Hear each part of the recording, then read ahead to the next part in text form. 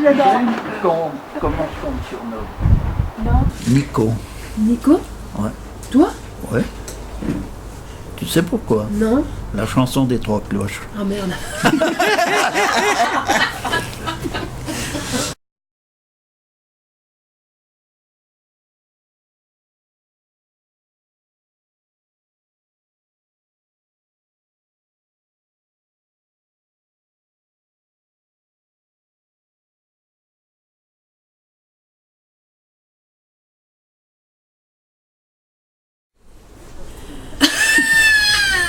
Ça commence bien. Qu'est-ce qu'elle nous raconte? Jean-François et Joël, bonjour. Mais bon, bonjour. Bonjour, c'est Bonsoir. bien. on est super heureux, très très heureux de vous accueillir chez nous, ici à la Potagère. Mon cher Joël Giarotti, ça fait des années qu'on se connaît, il me semble.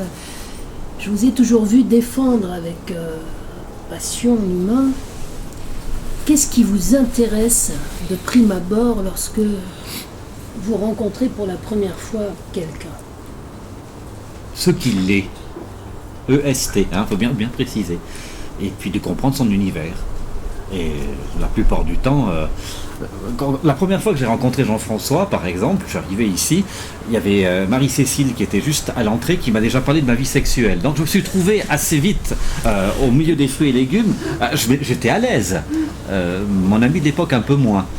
Mais voilà, donc je dis, voilà, c'est un endroit où maintenant on se retrouve à faire des émissions, mais il y avait des bonnes graines qui étaient semées avant, prenez-en de la graine. On parle justement de cette émission, prenez-en de la graine. Pourquoi cette émission et pourquoi ce lieu privilégié? Mais c'est sa faute à lui.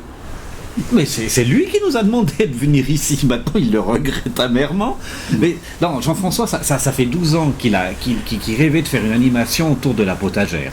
On va pas revenir sur tout ce qui s'est passé entre deux, on s'en fout. Maintenant, depuis le 8 août 2015, on arrive à faire des choses ici où on rencontre des beaux humains.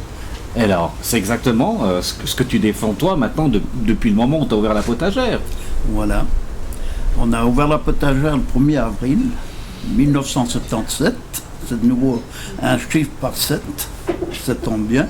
Et puis on a dit aux gens qui viennent là, on va essayer d'ouvrir un commerce qui parle du cœur et puis qui représente aussi les fruits, les légumes, le travail des paysans et tout ça. Alors, tout est mis en valeur. Et puis les gens ils viennent, ils commencent à parler, comme a dit Joël. D'eux-mêmes, en voyant ce légume, il y a une osmose qui se crée, et puis on parle. Et les gens respectent toujours cette marchandise. C'était ça, notre premier abord qu'on a fait. Puis bien entendu, bien, mes copains me disaient il n'en a pas pour long. C'est pour ça qu'on a mis le 1er avril. On a dit c'est un poisson, si ça gicle, c'est liquidé. Et puis on est toujours là.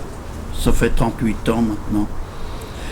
On a rarement pris de vacances, mais on a les clients qui viennent, qui respectent tout, ils rentrent dans ce lieu, ils se mettent à parler entre eux, il y a un contact qui se crée, c'est formidable.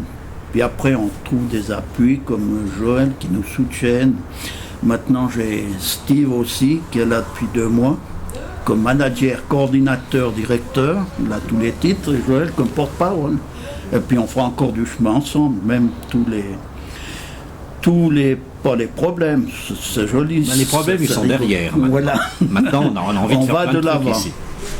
Et puis, ce qu'il y a de bien avec notre commerce, maintenant, la potagère, on va essayer, il y a 2 semaines maintenant, non, 1 semaine. Hein, oui, ça fait 1 semaine tes études. On a demandé à la HESSO, aux jeunes, de ce qu'ils pensaient de l'avenir d'un bâtiment comme ça, notre commerce, de mettre une vie en plus. Et eux, ils sont derrière pour me soutenir. Et puis...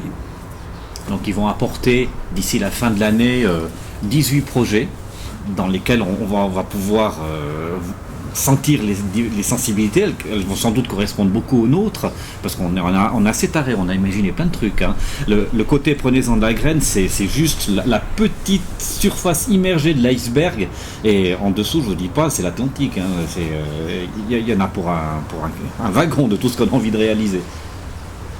On vous fait confiance. Donc en 2017, on imagine qu'on va pouvoir fêter sereinement tous ces nouveaux projets émergents de cette potagère.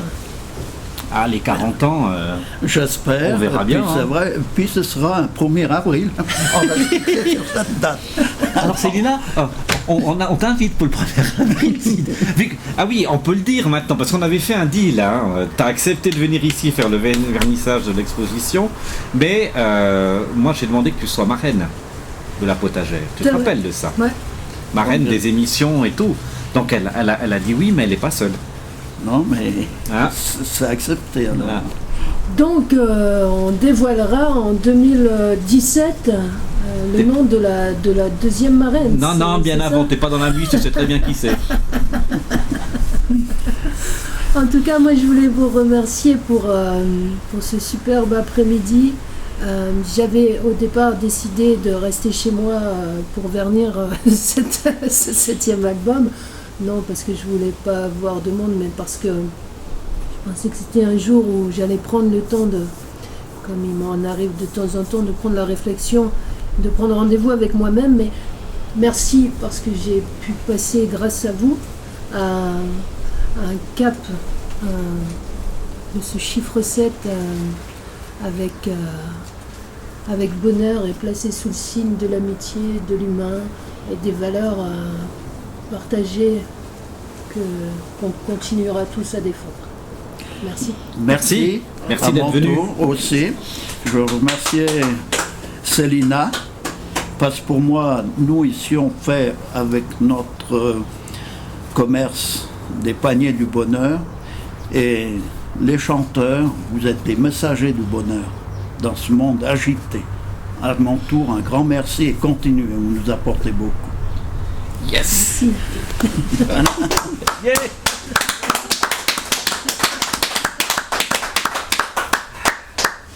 C'est bon? C'est bon, t'as vu ça? Ah, tes doigts dans le nez. Merci Jean-François. C'était important quand même. Merci. On va au chaud. Oui, on va au chaud. Je sais que je